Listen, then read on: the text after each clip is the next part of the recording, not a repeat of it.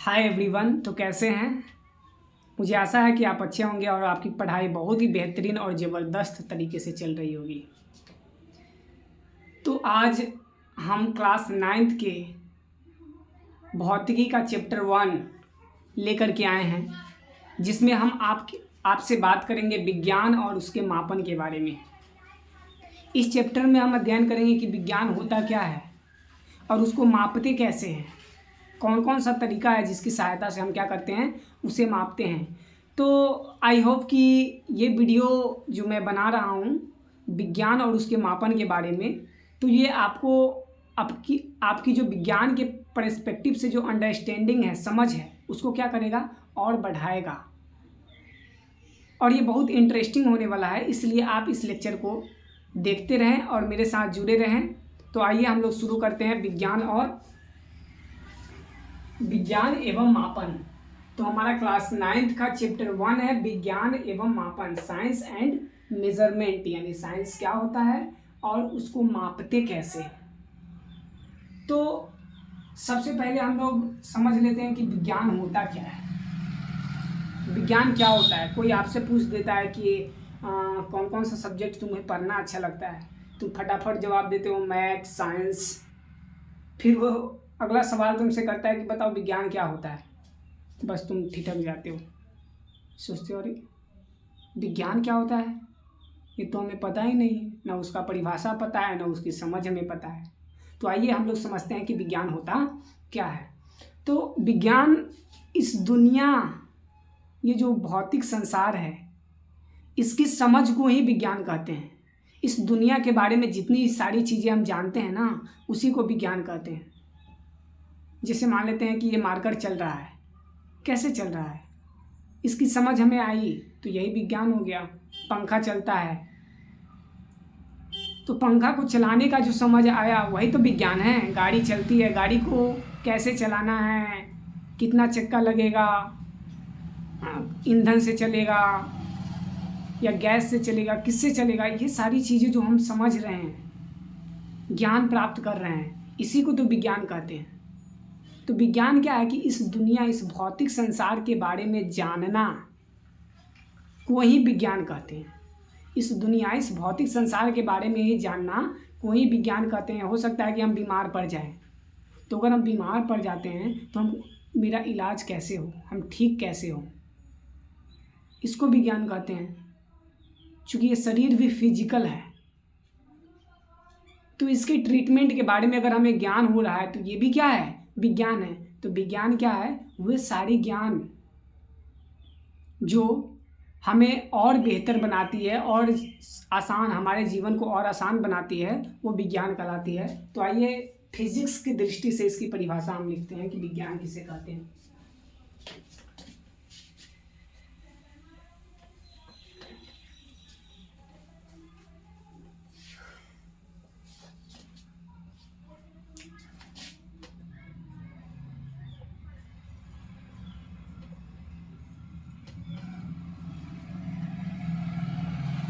तो लिखते हैं इसकी परिभाषा में कि सावधानी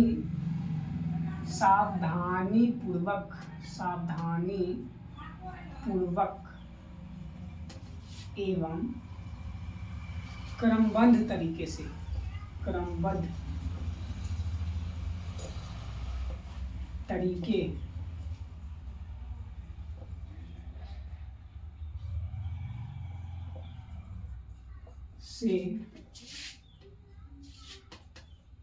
किए गए प्रयोगों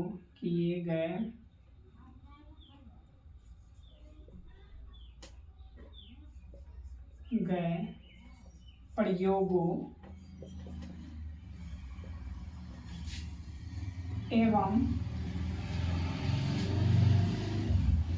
परीक्षणों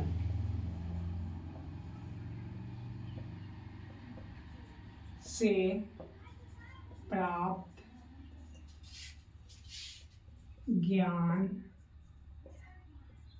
को ही विज्ञान कहते हैं।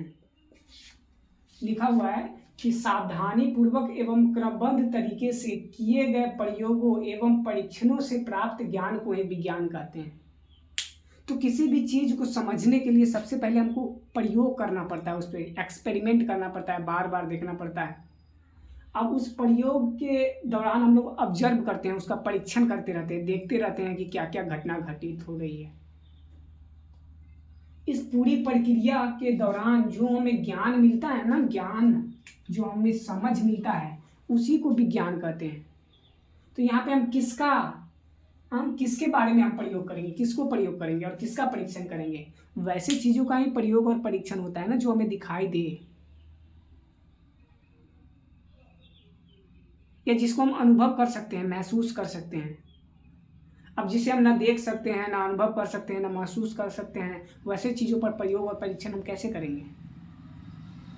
तो प्रयोग और परीक्षण किस पे हो रहा है? इस फिजिकल वर्ल्ड पे हो रहा है, जिसको हम अपने अनुभव में लाते हैं, महसूस कर पाते हैं, देख पाते हैं, छू पाते हैं।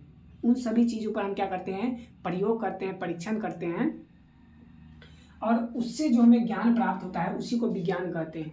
जैसे मान लीजिए कि कोरोना आया था ना, तो कोरोना के समय में क्या हुआ कि बहुत सारे लोग एक साथ सर्दी, खांसी, जुकाम, बुखार ये सब होने लगा बहुत सारे लोगों को बल्क मात्रा में। तो लोग पहले उस चीज़ को ऑब्जर्व किए, देखिए अरे इसको इसको इसको इस सबको एक ही लक्षण नज़र आ रहा है, और जब वो सर्दी खांसी वाला दवा खा रहे हैं उससे ठीक ही नहीं हो रहा है। तो फिर और आगे बढ़ा गया, उस पर प्रयोग किया गया, एक्सपेरिमेंट किया गया, देखा गया कि आखिर इसके शरीर में क्या है, तो उसका टेस्ट किया होगा, ब्लड टेस्ट, उसी को तो प्रयोग बोल रहे हैं।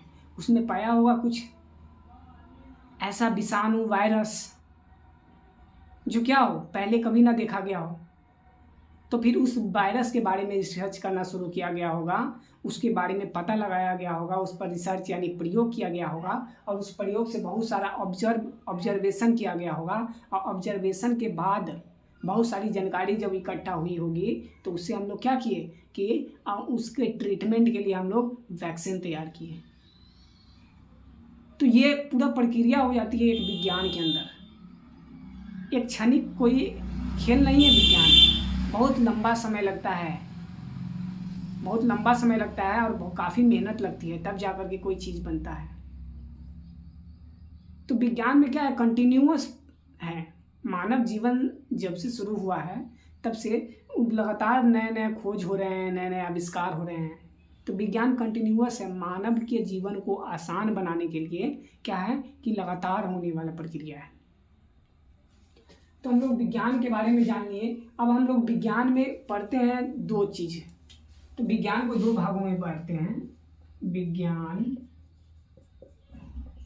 को दो भागों में बांटते हैं। एक को कहते हैं कि भौतिक विज्ञान यानी फिजिकल साइंस, भौतिक विज्ञान, और दूसरा को कहते हैं जीव विज्ञान, जीव विज्ञान, फिजिकल साइंस, लाइफ साइंस या बायोलॉजिकल साइंस।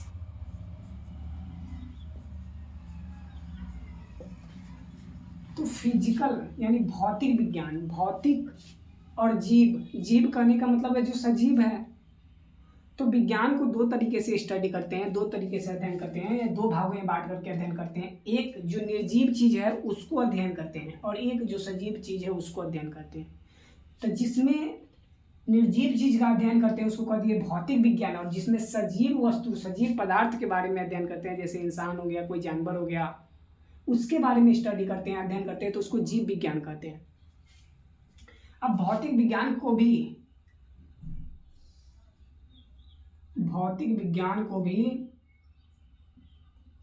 दो भागों में बांटा गया है। एक को कह दिए भौतिकी यानी फिजिक्स, और दूसरा का दे रसायन शास्त्र, रसायन शास्त्र यानी केमिस्ट्री। इस टर्म को आप याद रखिएगा, बहुत परेशान करता है। हम लोग कई बार क्या करते हैं कि भौतिक विज्ञान को ही भौतिकी समझ लेते हैं और भौतिकी को ही भौतिक विज्ञान समझ लेते हैं। ध्यान से हमेशा उतर जाता है कि भौतिकी भौतिक विज्ञान, तो भौतिकी अलग है, फिजिकल साइंस है, ये फिजिक्स है। जीव विज्ञान को भी इसी प्रकार दो भागों में बांटा गया है। एक भाग को कह दिए प्राणी विज्ञान, प्राणी विज्ञान, और दूसरे भाग को कह दिए वनस्पति विज्ञान, वनस्पति विज्ञान। एक को कह दिए प्राणी विज्ञान, एक को कह दिए वनस्पति विज्ञान। प्राणी विज्ञान को कहते जूलॉजी और इसको कहते हैं बोटनी, BOTANY, बोटनी। तो हमने देखा कि विज्ञान किसे कहते हैं, विज्ञान के कितने भाग हैं, कितने भागों में मैंने उसको बांटा है अध्ययन की दृष्टि से। भौतिक विज्ञान, जीव विज्ञान, और भौतिक विज्ञान को भी दो भागों में बांटा है, एक भौतिकी, एक रसायन शास्त्र, और जीव विज्ञान को भी दो भागों में बांटा है, एक प्राणी विज्ञान, एक वनस्पति विज्ञान। तो इस प्रकार हम लोगों ने विज्ञान के बारे में जाना। अब जान लेते हैं मापन के बारे में कि मापन क्या होता है।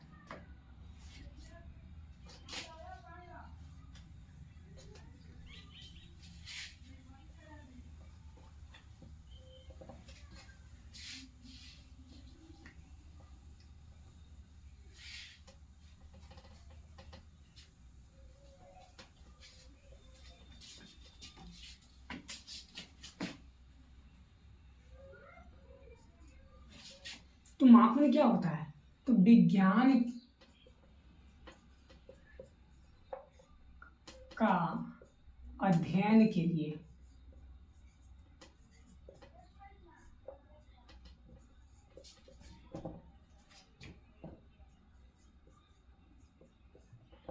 मापन का सहयोग लिया जाता है।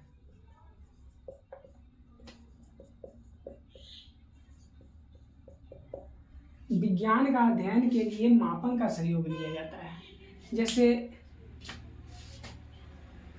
हम अपने ब्लड को, अगर अपने खून के बारे में पढ़ते हैं तो उसको किस में मापते हैं? मिलीलीटर में मापते हैं, या सेंटीमीटर में मापते हैं, या लीटर में मापते हैं? तो अपने ब्लड को किस में मापते हैं? ब्लड को मापते हैं ना। तो ब्लड का अध्ययन कर रहे हैं यानी विज्ञान का अध्ययन कर रहे हैं, और उसको मापेंगे किस में? सेंटीमीटर में नहीं मापते हैं, सेंटीमीटर क्यूब में मापते हैं, या मिलीलीटर में मापते हैं, या लीटर में मापते हैं। तो ये सब मापने का क्या हो गया? यूनिट हो गया।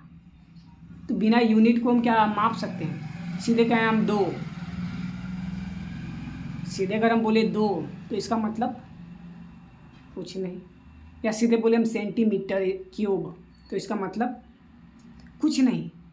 तो हम सीधे 2 बोल रहे हैं तो कुछ समझ नहीं आ रहा है, सीधे सेंटीमीटर क्यूब बोल रहे हैं फिर भी कुछ समझ नहीं आ रहा है। अगर वही हम बोल दे कि हमारा खून 2 सेंटीमीटर क्यूब है या 2 लीटर है, हमारा खून कितना है? 2 लीटर है, तो आपको समझ में आ गया कि अच्छा सर जी के शरीर में 2 लीटर खून है ना। तो विज्ञान का जब अध्ययन कर रहे हैं, विज्ञान को पढ़ रहे हैं, समझ रहे हैं, तो उसमें किसका उपयोग किया जाता है? मापन का सहयोग लिया जाता है। इसीलिए इसमें हम मापन के बारे में पढ़ेंगे।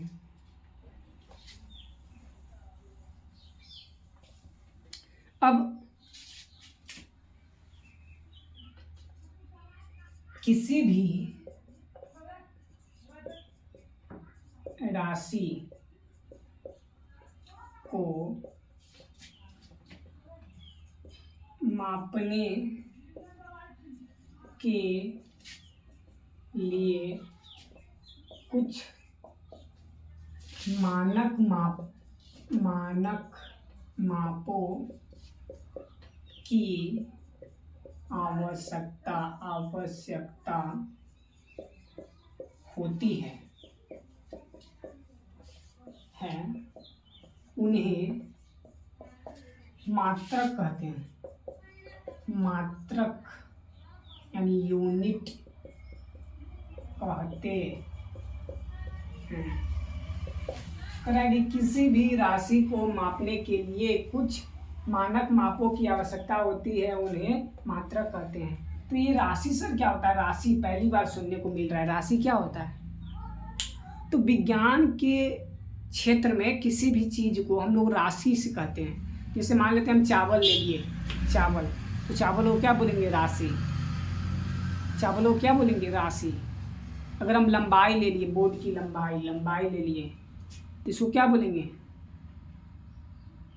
राशि। ऐसे तो लंबाई क्या है?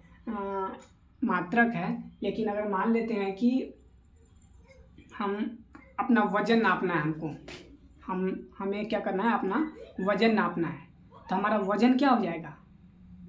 वजन हमारा राशि हो जाएगा। इसको जिसमें मापेंगे ना, उसको कहेंगे मात्रक। जैसे हम अपना वजन किस में मापते हैं? केजी में मापते हैं। कहते 20 किलो के है, 40 किलो के है। तो ये जो केजी आ रहा है, किलोग्राम, केजी जो आ रहा है, कैसे किलो जिसे ग्राम, तो ये जो केजी आ रहा है क्या है? मात्रक ही तो है। और हमारा वजन क्या है? वजन ये हो गया राशि। ये क्या हो गया? राशि। तो राशि का मतलब समझ में आया? तो फिजिक्स के भाषा में या विज्ञान के भाषा में किसी भी चीज़ को हम क्या कहते हैं? राशि में डिनोट करते हैं। तो कह रहा है कि किसी भी राशि को मापने के लिए, इस वजन को मापने के लिए कुछ मानक मापकों की आवश्यकता होती है। कुछ स्टैंडर्ड यूनिट की आवश्यकता होती है। आप कुछ तो नहीं हम बोल सकते हैं ना। जैसे हम वजन को नाप रहे हैं, तो हम इसको ऐसे थोड़ी बोल सकते हैं कि वजन को नाप रहे हैं, तो इसको ऐसे थोड़ी बोल सकते हैं, ऐसे थोड़ी बोल सकते हैं, या सीधे ए, ऐसे थोड़ी बोल सकते हैं। मान लेते हैं हम अपना वजन नाप रहे हैं, हम बोलेंगे 5A। आपको कुछ समझ में आएगा क्या? 5A ये क्या बोल रहे हो? या 50A, हम बोलेंगे अपना हमारा वजन जो है ना 50A, तो आप कहोगे ये क्या बोल रहे हो, मुझे कुछ समझ नहीं आ रहा। वहीं पे अगर हम आपको बोल दें कि मेरा वजन 50 kg है, तो आप बोलोगे यस, हमें समझ में आ गया सर, 50 किलो के। तो क्या हुआ कि स्टैंडर्ड, देखिए मानक मापों की आवश्यकता होती है। किसी को भी नहीं ले लेंगे, स्टैंडर्ड होना चाहिए। वो हमारा है, वो सब है केजी, ग्राम, ये सब हमारा क्या है? स्टैंडर्ड है।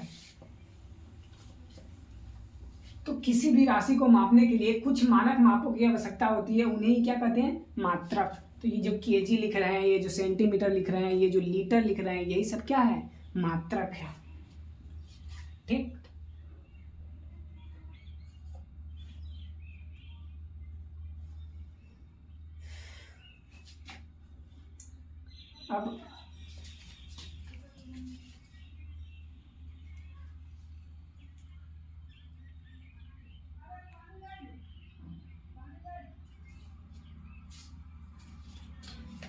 अब अगला हमारा जो आगे का बात है कि किसी भी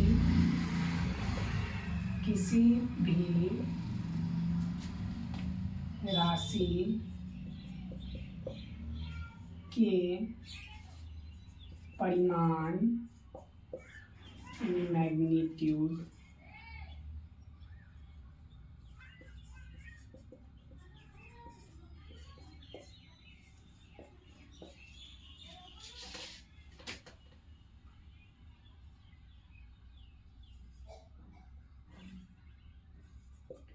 मानक मात्रकों के साथ तुलना करके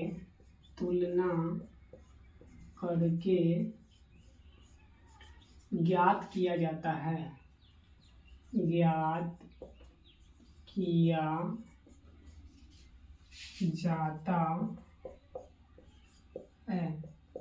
लिखा हुआ है कि किसी भी राशि के परिमाण यानी मैग्नीट्यूड को मानक मात्रकों के साथ तुलना करके ज्ञात किया जाता है।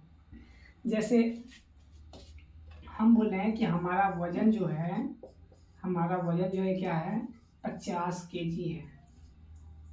तो इसको हम ऐसे लिख दे, 50 गुने 1 kg। इसको ऐसे लिख दे, 50 गुने 1 kg। जैसे मान लेते हैं कि इस बोर्ड ये जो बोर्ड है इसकी लंबाई को हम कर रहे हैं कि 2.5 डंडा है या 3 डंडा है। 1 2 2.5, ठीक। अगर हम इसको एक स्केल यानी 15 सेंटीमीटर मान लेते हैं, कहते हैं कि 15 सेंटीमीटर का स्केल है, मान लिया हमने, तो हम कहें कि 2.5 स्केल है। हम ये बोर्ड कितना बोल रहे हैं कि 2.5 स्केल है। तो इसका मतलब क्या है कि इस 15 सेंटीमीटर का जो स्केल है, एक बार, 2 बार और 2.5 बार इसको क्या कर रहे हैं, माप रहे हैं। तो उसी प्रकार अगर हम बोल रहे हैं कि हमारा वजन 50 केजी है, तो यानी 1 केजी को हम कितना बार जोख रहे हैं, 50 बार जोख रहे हैं। 1 KG 1 KG 1 KG 1 KG 1 KG 1 KG, यानी इस 1 केजी की तुलना में हम अपना वजन बता रहे हैं। हम अपना वजन तुलना करके बता रहे हैं, किसके साथ, मानक मात्रकों के साथ। ये जो 1 केजी हो गया ये मानक मात्रक हो गया, और इसके तुलना में हम 50 गुना है। इसके तुलना में हम कितना गुना है, तो 50 गुना है। तो इससे हम क्या कर रहे हैं, तुलना करके बता रहे हैं, किसको, अपने वजन को। तो हमारा वजन क्या हो गया, राशि। तो किसी भी राशि के परिमाण को यानी मैग्नीट्यूड को हम कितना है कैसे बताएंगे, मानक मात्रकों के साथ तुलना करके बताया जाता है या ज्ञात किया जाता है, ठीक। ये बात समझ में आई आपको। अब इसको मिटाते हैं।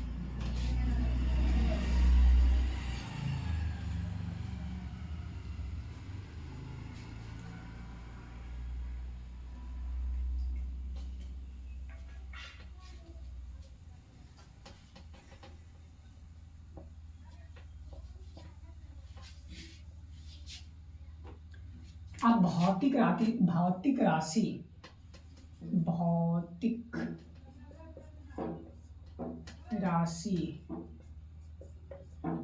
वो जितनी भी राशि की जो बात कर रहे थे वो सब भौतिक राशि ही तो है।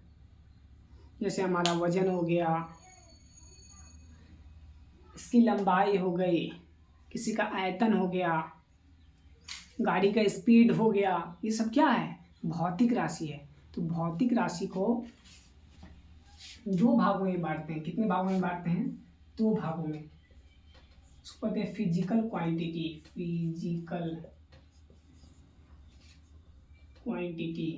QUEN,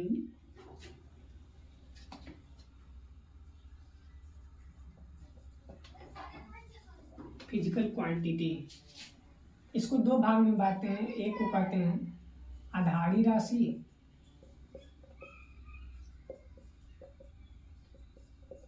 और एक को कहते हैं व्युत्पन्न राशि। एक को कह दिया आधारी राशि और एक को कह दिए व्युत्पन्न राशि।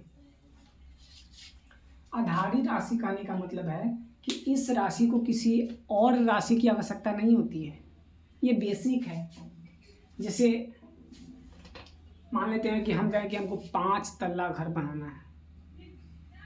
हम बोले कि हमको 5 तल्ला घर बनाना है, तो सबसे पहले हम क्या करेंगे कि ग्राउंड फ्लोर बनाएंगे ना।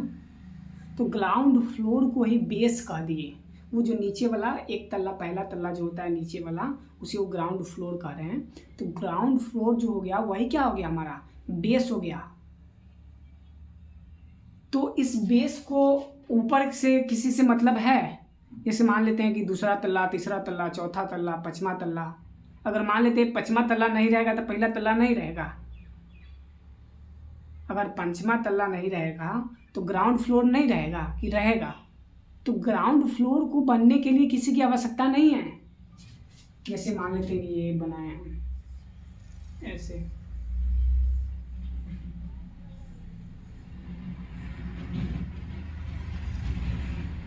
इसको बोलिए ग्राउंड फ्लोर, इसको बोलिए फर्स्ट फ्लोर, इसको सेकेंड फ्लोर, इसको थर्ड फ्लोर, इसको फोर्थ फ्लोर, ठीक।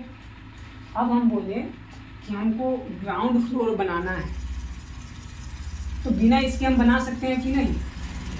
अगर हमको ग्राउंड फ्लोर बनाना है तो बिना हम इस सब के बना सकते हैं कि नहीं, बिना इस सब के बना सकते हैं। ये सब नहीं भी रहेगा, ये सब नहीं भी रहेगा, ये सब नहीं है। First floor, second floor, third floor, fourth floor नहीं है, फिर भी हम ग्राउंड फ्लोर तो बना दिए ना। लेकिन हमको फर्स्ट फ्लोर बनाना है, हमको ये वाला फर्स्ट फ्लोर बनाना है। अब फर्स्ट फ्लोर बनाने के लिए हमको ग्राउंड फ्लोर की आवश्यकता पड़ेगी, क्योंकि इसी की माथा पर न बनेगा फर्स्ट फ्लोर। अब ग्राउंड फ्लोर नहीं है, ग्राउंड फ्लोर नहीं है, तो फर्स्ट फ्लोर बनेगा क्या? नहीं, फर्स्ट फ्लोर नहीं बनेगा, गिर जाएगा, ढह जाएगा। तो फर्स्ट फ्लोर बनाने के लिए ग्राउंड फ्लोर की आवश्यकता है, लेकिन ग्राउंड फ्लोर को बनाने के लिए फर्स्ट फ्लोर की आवश्यकता नहीं है। उसी प्रकार आधारी राशि को किसी की आवश्यकता नहीं है, लेकिन व्युत्पन्न राशि को जो है आधारी राशि की क्या होती है? आवश्यकता होती है। तो इसको डिफाइन कर देते हैं कि आधारी राशि, आधारी राशि, आधारी राशि यानी वे राशि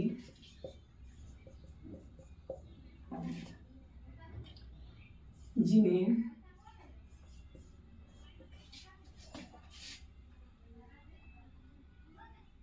व्यक्त करने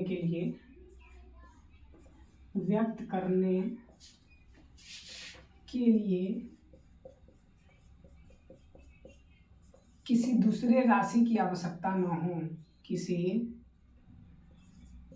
दूसरे राशि की आवश्यकता न हो, उसे आधारी राशि कहते हैं। आधारी राशि कहते हैं। जैसे लंबाई हो गया, द्रव्यमान हो गया, लंबाई हो गया, द्रव्यमान हो गया, इत्यादि कर देते हैं।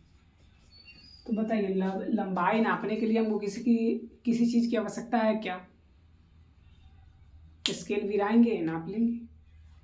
किसी दूसरे राशि की आवश्यकता पड़ रही है लंबाई को नापने के लिए, द्रव्यमान को नापने के लिए किसी दूसरे राशि की आवश्यकता पड़ रही है? द्रव्यमान के जैसा है किसी दूसरे राशि की आवश्यकता पड़ रही है?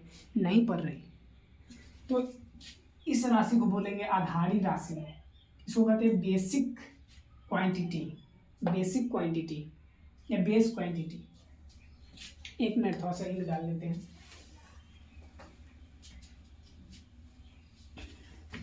तो आपको वीडियो कैसा लग रहा है? मैंने जो पढ़ाया वो समझ में आ रहा है कि नहीं आ रहा है? आप कमेंट में लिख करके ज़रूर बताएं, क्योंकि जब आप कमेंट करेंगे तो ही तो हमको पता चलेगा कि हम कैसा पढ़ा रहे हैं। आपकी कमेंट ही तो हमारी स्ट्रेंथ बनेगी ना। कुछ कमियां हैं वो भी बता सकते हैं, कुछ अच्छाई है वो भी बता सकते हैं। ये आपके ऊपर डिपेंड करता है कि आपको कैसा लग रहा है वीडियो, है ना।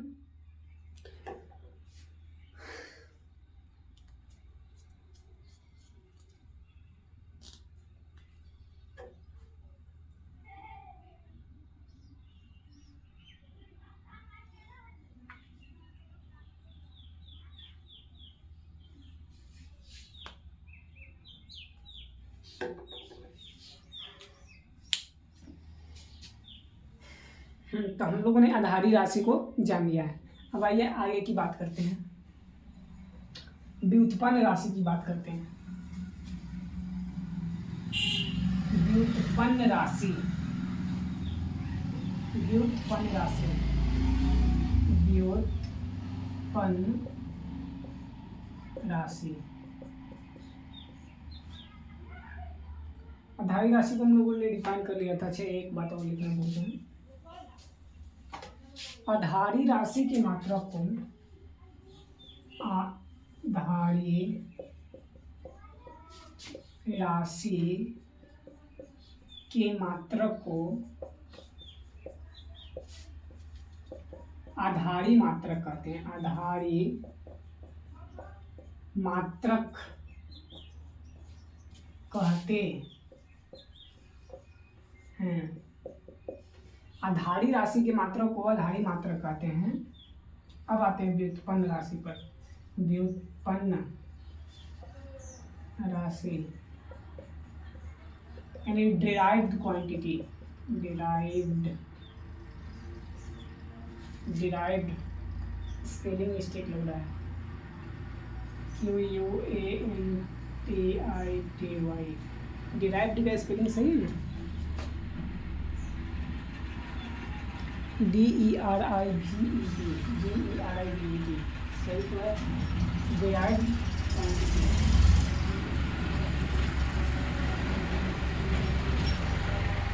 व्युत्पन्न राशि किसे कह रहे हैं? डिराइव्ड क्वांटिटी किसे कह रहे हैं? तो डिराइव्ड का मतलब होता है कि किसी की सहायता से निकाला गया है, इस राशि को बनाया गया है किसकी सहायता से? तो आधारी राशि की सहायता से बनाया गया है। आधारी राशि की के बिना इसका कोई एग्जिस्ट नहीं है। जैसे फर्स्ट फ्लोर को बनाया गया था ग्राउंड फ्लोर की सहायता से, सेकेंड फ्लोर को बनाया गया था ग्राउंड फ्लोर और फर्स्ट फ्लोर की सहायता से, उसी प्रकार व्युत्पन्न राशि को बनाया जाएगा किसकी सहायता से? तो आधारी राशि की सहायता से। तो लिखेंगे वे राशि जिन्हें व्यक्त करने के लिए आधारी राशि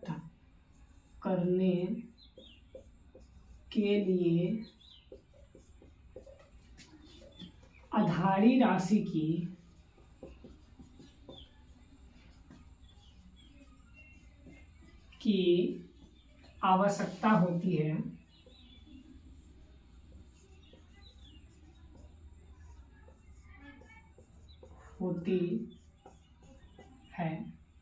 वे राशि जिन्हें व्यक्त करने के लिए आधारी राशि की आवश्यकता होती है व्युत्पन्न राशि कहलाती है। व्युत्पन्न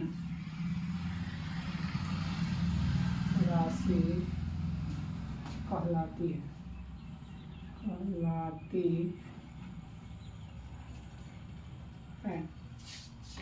लिखे हैं कि वे राशि जिन्हें व्यक्त करने के लिए आधारी राशि की आवश्यकता होती है व्युत्पन्न राशि कहलाती है। जैसे में हम आगे समझते हैं कि व्युत्पन्न किसे कहते हैं, कैसे इसे व्यक्त करने के लिए हमको आधारी की आवश्यकता होती है, उसको हम एग्जाम्पल की सहायता से समझेंगे। तो एक एग्जाम्पल ले लेते हैं। पहले लिख देते हैं कि व्युत्पन्न राशि के मात्रक को व्युत्पन्न राशि के मात्रक को व्युत्पन्न मात्रक कहते हैं। व्युत्पन्न मात्रक कहते हैं। व्युत्पन्न राशि के मात्रक को व्युत्पन्न मात्रक कहते हैं। अब इसका एग्जाम्पल से समझते हैं। एग्जाम्पल में क्या आता है? जैसे वेग आता है यानी वेलोसिटी,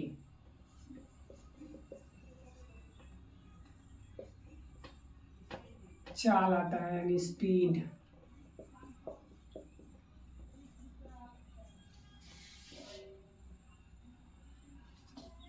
क्षेत्रफल आता है, क्षेत्रफल यानी एरिया, इत्यादि कर देते हैं इत्यादि। तो वेग यानी वेलोसिटी, चाल, वेलोसिटी और वेग एक ही चीज़ है, थोड़ा का अंतर है, थोड़ा नहीं उसको कहेंगे, ऐसे तो फास्ट अंतर है, बहुत बड़ा अंतर है, लेकिन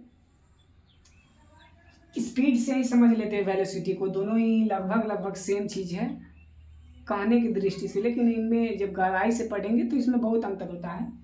तो स्पीड कहने का मतलब है, जैसे हम बोलते हैं कि हमारा जो बाइक है वो 40 किलोमीटर पर सेकेंड की स्पीड से चल रहा है। हम बोलते हैं कितना की स्पीड से? 40 की स्पीड से, 50 की स्पीड से, 60 की स्पीड से, 70, 80, 90, कोई बोलता है हम 100 पार कर दिए भाई और बहुत खुश होता है। कोई बोलता है कि 100 पार कर दिए और बहुत खुश होता है। तो ये खुशी का बात नहीं है कि आपने 100 पार कर दिया। ठीक है, आपकी बाइक अच्छी है, आपके रोड अच्छे हैं तो आप 100 की स्पीड से चला सकते हैं। आपके टायर अच्छे हैं, रोडें अच्छी बनी हैं उस स्पीड से चलने के लिए, तो आप चला सकते हैं, वरना दुर्घटना की भी संभावना हो सकती है। तो इसलिए सावधान रहें।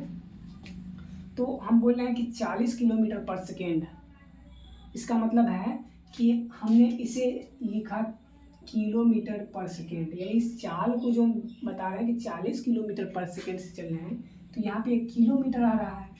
क्या रहा है, किलोमीटर।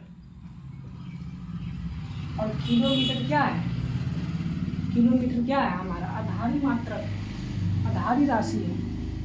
किलोमीटर आधारी मात्रक है। और सेकेंड भी हमारा क्या है, ये भी आधारी मात्रक है, ये भी आधारी मात्रक है हमारा।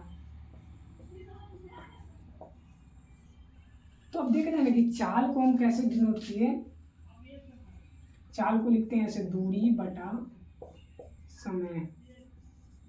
चाल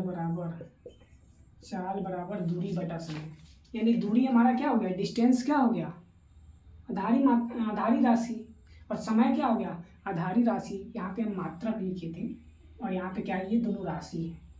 तो दूरी हमारा क्या हो गया, डिस्टेंस क्या हो गया, आधारी राशि। समय क्या हो गया, टाइम क्या हो गया, ये भी हमारा क्या हो गया, आधारी राशि। तो दो आधारी राशि की आवश्यकता सहायता से हम क्या कर रहे हैं, एक इसको निकाल रहे हैं। उसी प्रकार जब क्षेत्रफल निकालते हैं, एरिया, तो लिखते हैं ना, या तो लिखते हैं कि लंबाई गुने लंबाई, या फिर लंबाई गुने चौड़ाई। वर्ग में लंबाई गुने लंबाई लिखते हैं, लेकिन जब आयत ये सब रहता है तो लंबाई गुने क्या करते हैं, चौड़ाई लिखते हैं। तो दो चाहिए, लंबाई यानी लंबाई हमारा क्या था, लंबाई क्या था, आधारी राशि था। और आधारी राशि की सहायता से तो हम इसको निकाल रहे हैं। अगर लंबाई ना होता तो क्षेत्रफल को हम निकाल पाते, नहीं निकाल पाते। अगर दूरी नहीं होता, समय नहीं होता, तो हम चाल को निकाल पाते, नहीं निकाल पाते। तो यानी चाल जो आ रहा है, चाल क्या है, व्युत्पन्न राशि है। और इस व्युत्पन्न राशि को हम दूरी और समय की सहायता से क्या कर रहे हैं, निकाल रहे हैं। तो यहाँ पे भी समझ लिया। और यूनिट, व्युत्पन्न राशि के मात्रक को व्युत्पन्न मात्रक कहते हैं। तो ये मात्रक व्युत्पन्न हुआ, डिराइव्ड यानी निकाला गया है। किसकी सहायता से निकाला गया है, तो दूरी के मात्रक किलोमीटर और समय के मात्रक सेकेंड, इसकी सहायता से निकाला गया है ना। तो हम लोग व्युत्पन्न राशि को भी समझ लिए।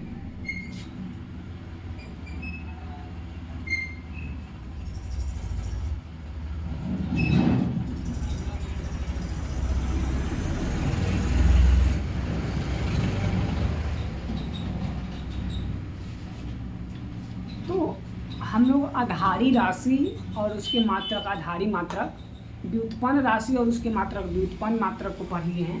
तो आइए हम लोग आधारी राशि की संख्या जान लेते हैं। आधारी राशि फिक्स है, 7 ही है। आधारी राशि कितने हैं, 7 है। तो लिख देते हैं यहाँ पे कि आधारी राशि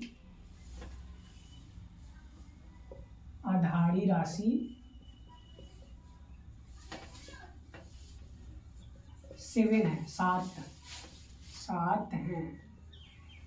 अब आधारी राशि कौन कौन है, आधारी राशि के बारे में जान लेते हैं कि आधारी राशि कौन कौन है। आधारी राशि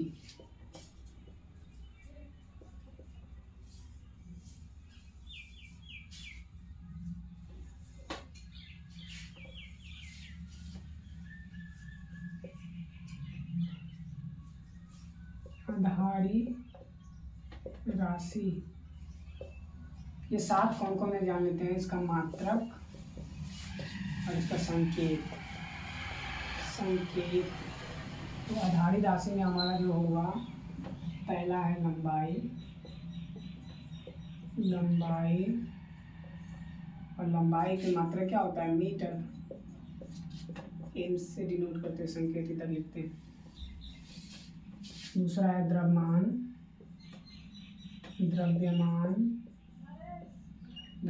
के किलोग्राम यानी केजी। तीसरा हमारा हो जाएगा लंबाई हो गया, द्रव्यमान हो गया, विद्युत धारा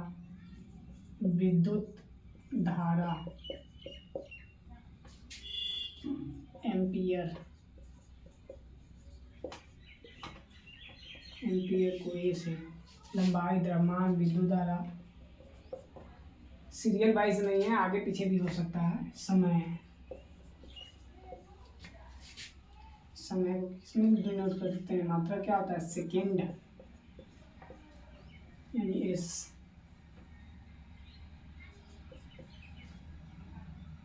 लंबाई हो गया, द्रव्यमान हो गया, विद्युत धारा हो गया, समय हो गया। पदार्थ की मात्रा, ज्योति तीव्रता और एक और कौन है, एक और हमारा है तापमान। तापमान यानी केल्विन, केल्विन से डिनोट करते हैं। अगला हमारा हो जाएगा ज्योति तीव्रता, ज्योति तीव्रता, तीव्रता सो कैंडेला, कैंडेला इसको CD से डिनोट करते हैं।